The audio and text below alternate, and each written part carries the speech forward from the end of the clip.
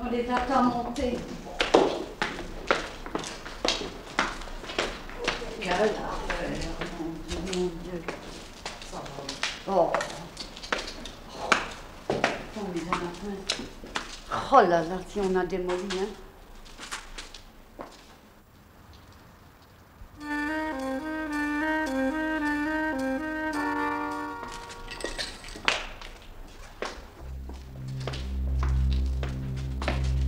J'ai des frissons, moi, rien que formidable.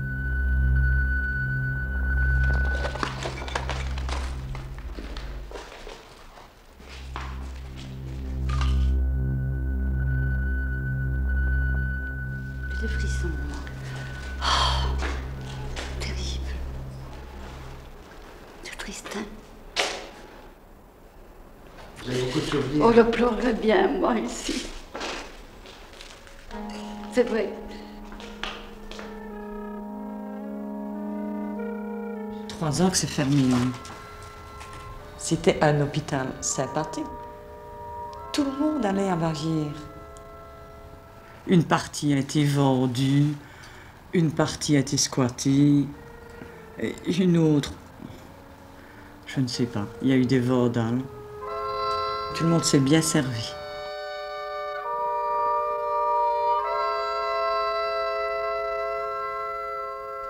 Il devait y avoir des choses d'une certaine valeur, ne fût-ce que pour les antiquaires, par exemple, peut-être. Ah ça oui, ça ne traîne plus, ça. Hein. Tout ce qui est antiquité est parti. Tout est parti. Maintenant, il reste vraiment les murs, des carreaux quand il en reste. Le toit, le zinc, il est parti, ça se voit. Que reste-t-il? Rien. La nature qui prend le dessus partout. Heureusement. C'est une revanche, alors. Une revanche, oui.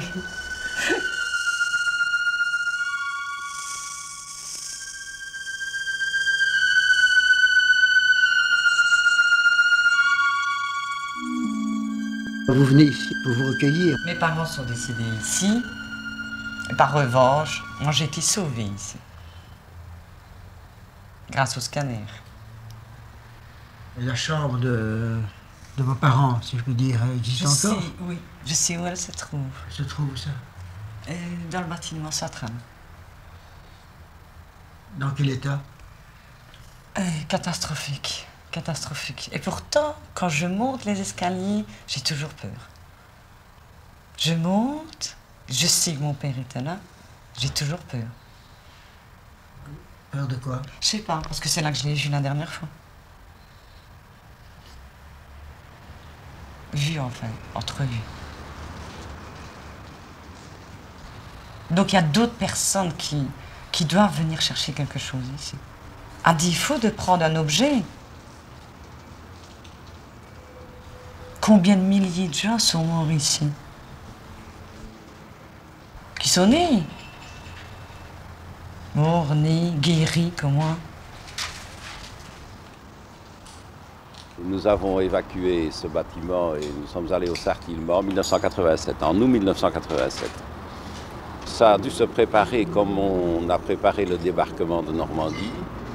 Et on a commencé l'évacuation et le déménagement à 6 h du matin. Et à 13 h, tout était en place au CHU Sartillement et on recommençait à soigner les malades sans interruption. Ça a été remarquable. On n'a pas oublié quelques petites choses derrière ça? Non, si, on avait oublié un enfant, une assistante et un père de famille.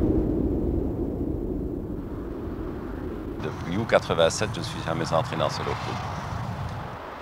Je me souviens du temps où on ne s'occupait pas des prématurés qui pesaient moins de 2000 grammes, 2 kilos, parce qu'il n'était pas possible de rien faire pour eux.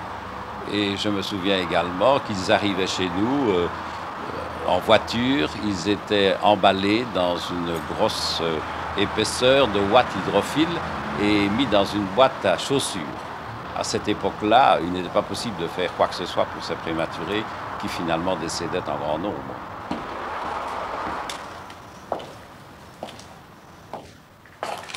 Tout ça est dans un état assez pitoyable. C'était la salle, dite salle 14, où étaient accueillis les enfants plus âgés. Étaient accueillis également ici les enfants cancéreux. Pas mal de choses fort enthousiasmantes et des succès ont été obtenus auprès d'enfants malades. D'autres, malgré nos efforts, sont décédés. On n'oublie pas tout ça. Mais ainsi va la vie, ainsi va le monde.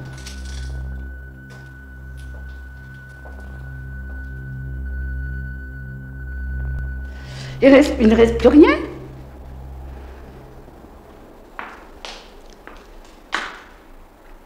C'est pas possible, hein? Vous avez soigné beaucoup de gens. Oh! Qu'est-ce que je n'ai pas soigné, hein, c'est autant d'années, hein?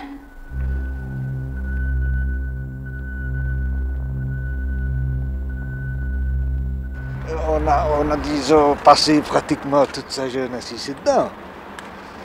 Et vous faisiez quoi ici? Vous faisiez quoi? Je fournissais surtout dans les voitures d'handicapés, dans les chaises percées, dans le matériel pour handicapés, mais par salle.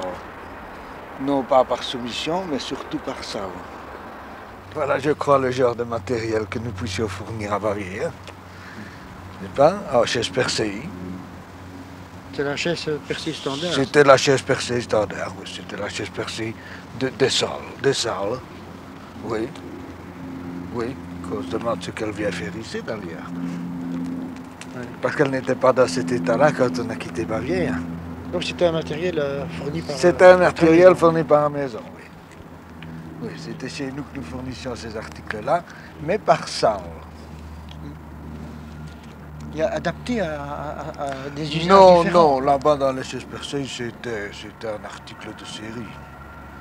C'était un article de série, ça n'était pas fabriqué sur mesure, là.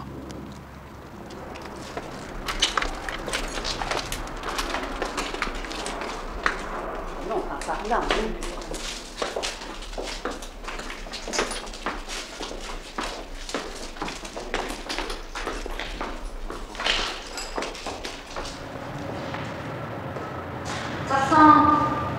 Ça sent encore le mort, hein? Hein? C'est imprégné.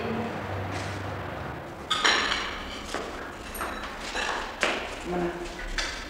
Ah, les petites pancartes avec les noms sont restés.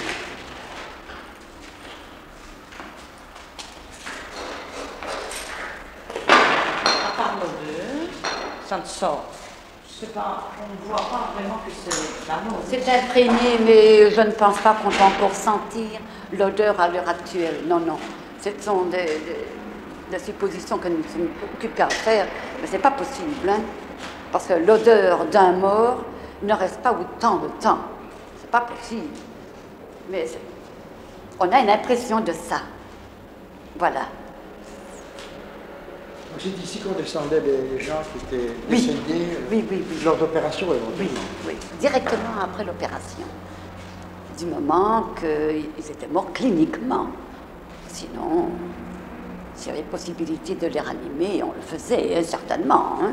Enfin, il n'y a pas de doute. Ça, Il n'y en a jamais un qui s'est réveillé ici, non? jamais.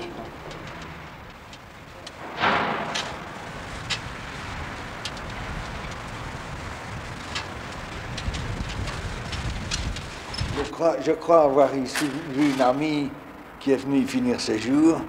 Je crois me souvenir que c'est dans ce couloir-ci. Je crois. Elle était atteinte d'un cancer et elle y est venue finir ses jours. C'était très triste, c'était très calme, mais c'était très propre. Voilà, je crois. Oui, c'est bien ici. C'est bien ici. Une chambre à 2 lits. Avec tous les toits. Il y a maintenant 3 à 4 ans. Peut-être plus, les années passent tellement maintenant. Chambre à 2 lits. Simple mais confortable.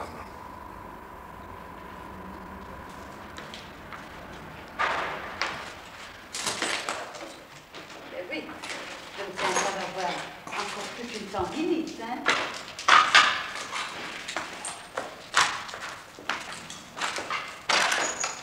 Voilà.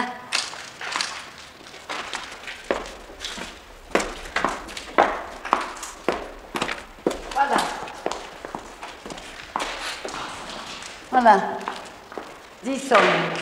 Oh mon Dieu. On y est. Voilà où on travaillait.